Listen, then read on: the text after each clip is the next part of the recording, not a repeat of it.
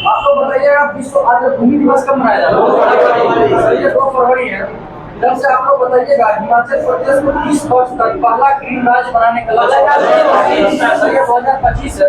इधर से आप लोग मंडप जो है ये किससे संबंधित था? ये ठीक है, मंदिर रचना निर्माण का एक विशिष्ट अभिलक्षण है। और यह कहाँ किस राज्य से संबंधित था?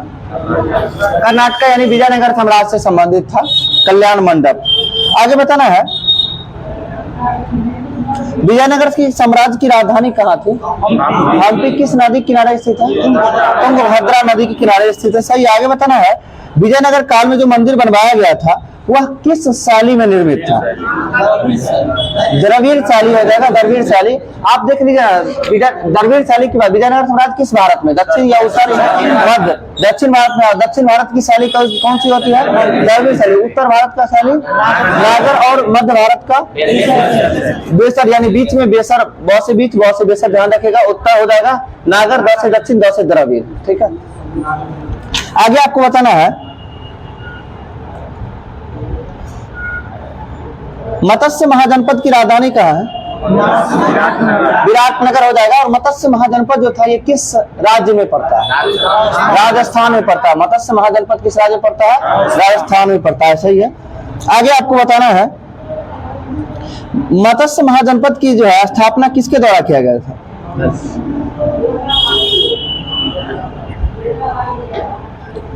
राजा विराट के द्वारा किया गया था, इसलिए इसकी राजधानी विराटनगर थी। ठीक है, आगे आपको बताना गंधार की राजधानी बताएगा तक्षशिला। अंग की राजधानी चंपा बताएगा। किस बौद्ध साहित्य में जो है 16 महाजनपदों का उल्लेख मिलता है? अंगुत्तर निकाय में मिलता है। सही है। और किस जन में ग्रंथ में? भागवती सूत्र में जो है 16 महाजनपदों। सही है। आगे आपको बताना है हैदर अली जो है कब जो है मैसूर में एक आधुनिक शस्त्रागार की स्थापना करता है? हैदर अली की बात कर रहे हैं, 1755 में करता है। 1755 में हैदर अली मैसूर का शासक कब बनता है? 1761 में बनता है मैसूर का शासक हैदर अली। ठीक है। और हैदर अली की मृत्यु कब हो जाती है?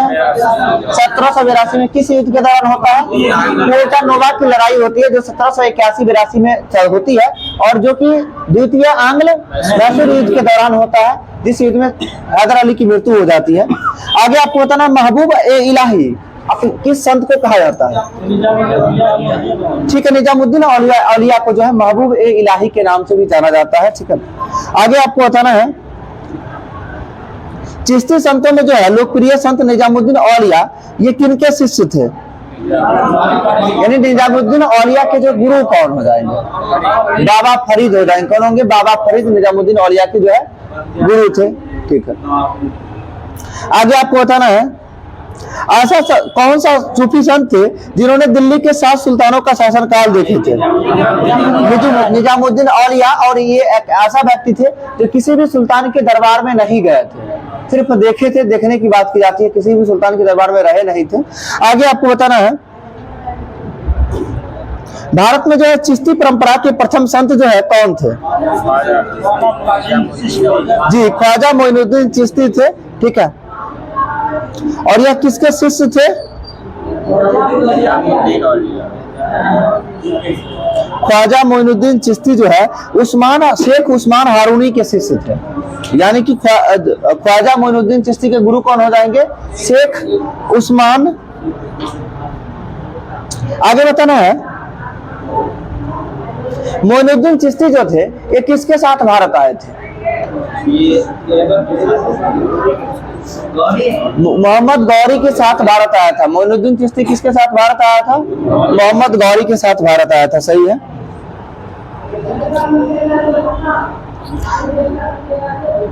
ख्वाजा कुतुबुद्दीन बख्तियार काकी ये किसके गुरु थे?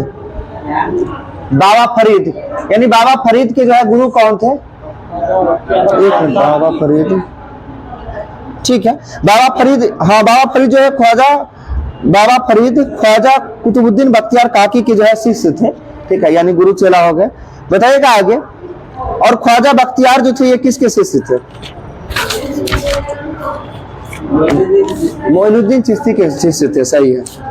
आगे आपको बताना है सिख संघ जो है कितने राज्यों का मतलब था। सिख संघ जो है कितने राज्यों को मिलके जो है मिसल कहा जाता था।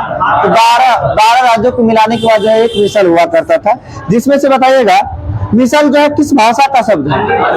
अरबी भाषा का शब्द है, जिसका अर्थ क्या होता है? मिसल का मतलब समान होता है। ठीक है, आगे बताना है आपको रणजीत सिंह का जन्म जो है शुक्रचकिया मिसल के मुखिया महासिंह के यहाँ हुआ था। कब हुआ था? 1780 में हुआ था। रणजीत सिंह का जन्म जो है 2 नवंबर 1780 को हुआ था। ठीक है, आगे बताना है आपको रणजीत सिंह के दादा कौन थे? चरत सिंह दादा थे, जो कि 12 मिसलों में से शुक्रचकिया मिसल के जो है महत्वपूर्ण स्थान दिलवाने में सहायक थे। आगे आपको बताना है फ्रांसीसी यात्री जो है विक्टर जाकमा, इन्होंने जो है रणजीत सिंह की तुलना जो है किससे की थी? अगर आपसे ऐसे पूछा जाए कि रणजीत सिंह की तुलना जो है नेपोलियन से किसके द्वारा किया गया था? ठीक है, विक्टर जाकमा जो कहाँ के यात्री थे? फ्रांसीसी यात्री विक्टर जाकमा के द्वारा जो है रणजीत सिंह की तुलना किससे किया गया है? नेपोलियन से। आगे आपको बताना बक्सर की लड़ाई के समय जो बंगाल का नवाब कौन था?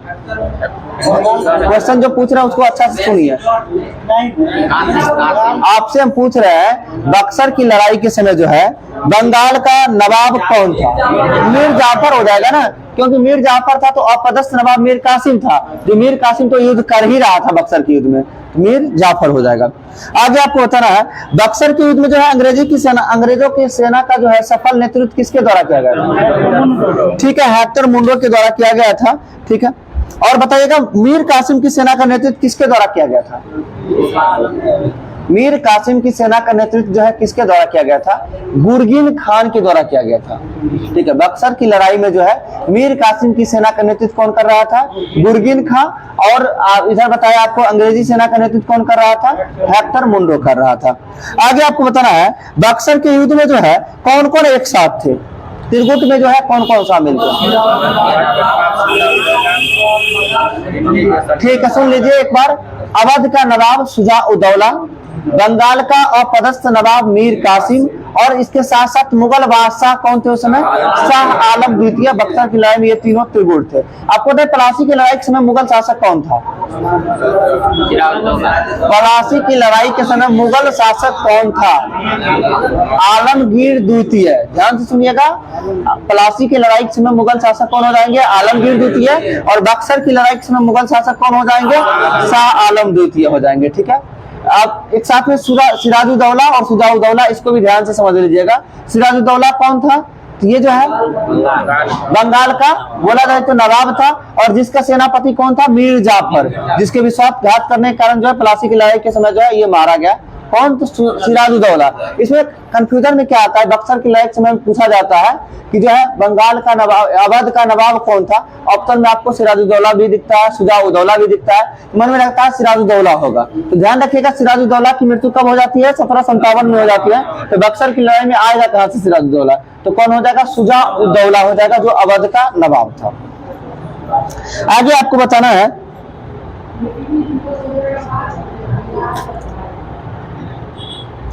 मीर कासिम की मृत्यु कब हो जाती है? जी, एक साथ जो है 3/7।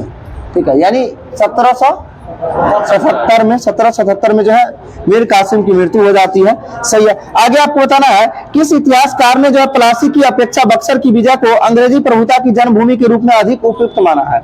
यानी कहने का मतलब हम सभी जानते हैं कि अंग्रेजी सेना का नींव जो है, यानी अंग्रेजों का नींव जो है किस युद्ध के दौरान माना जाता है? तो प्लासी की लड़ाई के समय। प्लासी की लड़ाई 1757 ही माना जाता है, लेकिन किस इतिहासकार के द्वारा ये कहना है कि प्लासी की लड़ाई से बेहतर जो है जीत जो है बक्सर की लड़ाई के तहत हुई थी, जो कि अंग्रेजी सेना के लिए काफी बेहद उपयुक्त था? ये किस इतिहासकार का कहना है? पी.ई. रॉबर्ट्स के द्वारा कहा गया था। ये पी.ई. रॉबर्ट्स के द्वारा जो है कहा गया था कि प्लासी की अपेक्षा बक्सर की विजय जो है अंग्रेजी प्रभुता की जन्मभूमि के रूप में अधिक उपयुक्त माना जाता है। ठीक है, जो बात को हम आम भाषा में बोले वही बात लिखा हुआ है। आगे आपको बताना है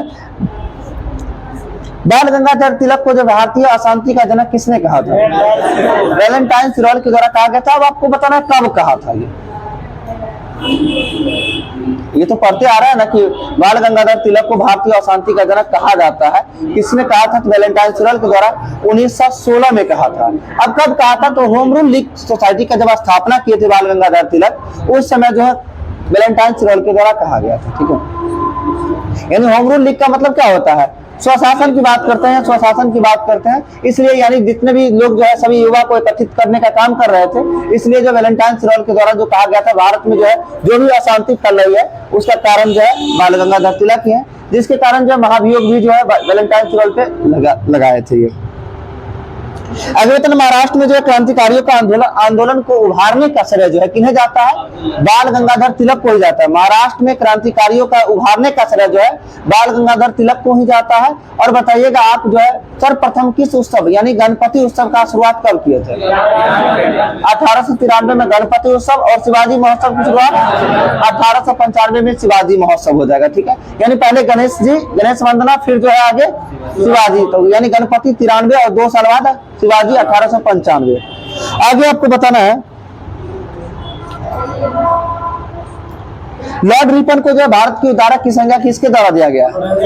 फ्लोरेंस नाइटिंगेल के द्वारा दिया गया। बताइएगा आप लॉर्ड रिपन का कार्यकाल कब से कब तक है? कल बताया 1880 से लेकर 1884 तक हो जाएगा। लॉर्ड रिपन से पहले कौन थे? लॉर्ड लिटन थे। लॉर्ड लिटन का कार्यकाल की बात करें तो 1876 से लेकर 80 तक।